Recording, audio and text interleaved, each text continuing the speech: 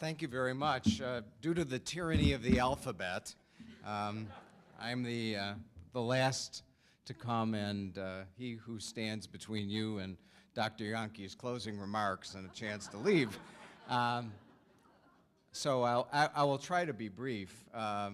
In receiving this award, I'm mindful of the saying that a prophet is without honor in his own land. And I never did think I was a prophet, so, and I guess this goes to prove it. But I am very heartened to be honored with such a distinguished group. You can read the program and know what a remarkable group it is, and also those who came before us in 11 and 12. I have to say that I have distinct memories of Tom Miller, not this year's honoree, but last year's, and Bonnie. I can't even remember what the occasion was, but somehow the class, or a part of the class, was assembled, and I saw them across the gym standing together, and there was just their posture and the way they were with each other. You knew they were going to be together for life. The world is divided, I've discovered, since as time has gone on, into two distinct groups. The people who loved high school and the people who hated high school. And to be completely honest, I was in the latter group. I can remember watching the clock inch past noon on Wednesday and realized that it was all downhill from there. And in point of fact, I remember my last day of classes at New Trier and going out the front door of the building and thinking, I will never walk into that building again. And you can imagine then my sabering sense of irony when I led the first of 3 children back into the building about 35 years later. I had come to New Trier. I had gone to grade school in the Chicago public schools. I was an outsider here in the social hierarchies that naturally develop everywhere in junior high. And you know, to some extent, being an outsider makes it easy to be a rebel. And I was a kind of rebel in my own socially responsible way. I joined the Urban League in Evanston. I sat on the youth board of the NAACP. I marched for open housing. I didn't feel attached to New Trier or many people there until my junior year. And actually, that began in my sophomore year when I was in the back seat of my parents' car, and my mother, may she rest in peace, turned around and said to me, "You always say you want to be a writer. Why don't you take journalism class and work on the newspaper if you really want to be a writer?" And as usual with my mom, I couldn't think of a good answer. So I did, and the newspaper really saved the rest of my time here at New Trier, and it was a wonderful experience, a great group of people, and a joy to me.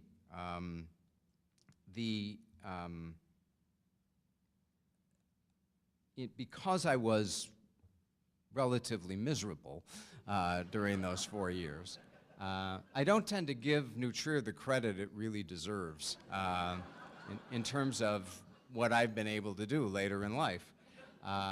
And the reality, which I always have been aware of, is that I had a superb education at the high school. I feel particularly indebted to my English teachers. I know Jim Marin is here tonight, who taught me not only as a freshman, but as I remember also as a sophomore in the EH program, which was really truly one of the most extraordinary educational experiences I had in what has been a really blessed educational trek.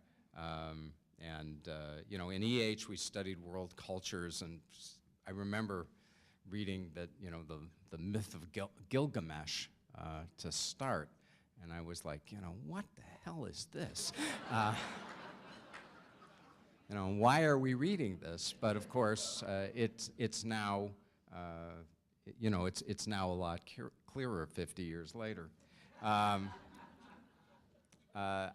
had my junior year a terrific English teacher named Stephen Bach, who ironically went on to become a best-selling author in his own right, left New Trier, wrote a lot about Hollywood, wrote some books about Hollywood that were well received and sold very well. Last I heard, he was living in Paris.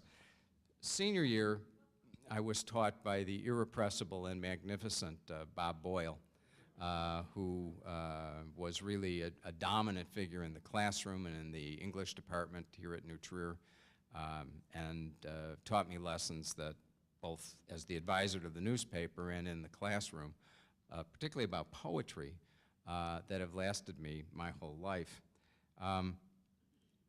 Oddly, I've learned in the course of my education and now in the many years that are beyond it that some of the most valuable things that teachers tell you are the most practical. When I was a writing fellow at Stanford, the great American novelist Wally Stegner used to tell us that he wrote 2 pages a day every day except Christmas, because at the end of the year you had 730 pages, and out of 730 pages there had to be something worth saving. And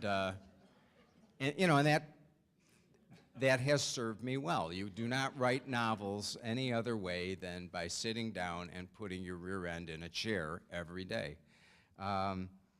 My teacher of journalism junior year, whom my mother had told me whose class I ought to get into, was Dr. Boyd Guest. And Dr. Guest taught us 2 things that ended up changing my life.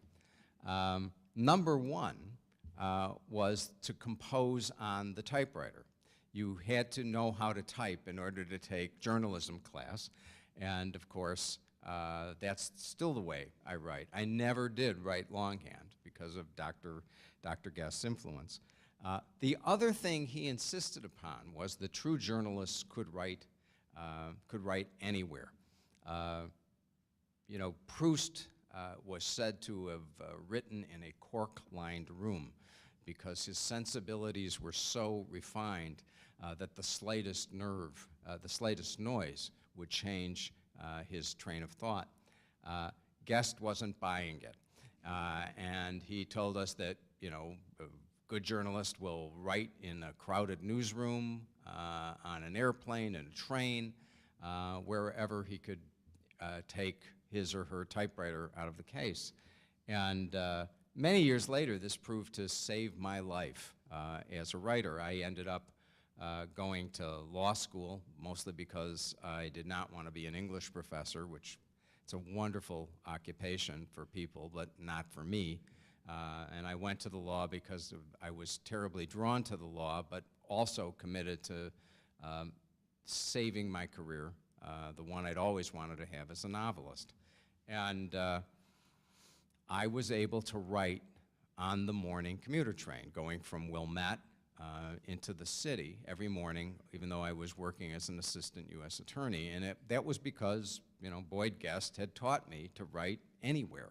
And I still write on the train and on airplanes, just about in any venue except for my law office. So I stand here tonight deeply honored in the unique way that you are when you are honored in your own land. It's very, very neat. Everybody who's come before me tonight and in the years past can tell you that. And also feeling the obligation to acknowledge how critical New Trier was in my life and in everything that followed. And I thank everybody here who's involved with the school today and in the past for making it the kind of great institution it is, because it's so consequential to so many people. Thank you all very much.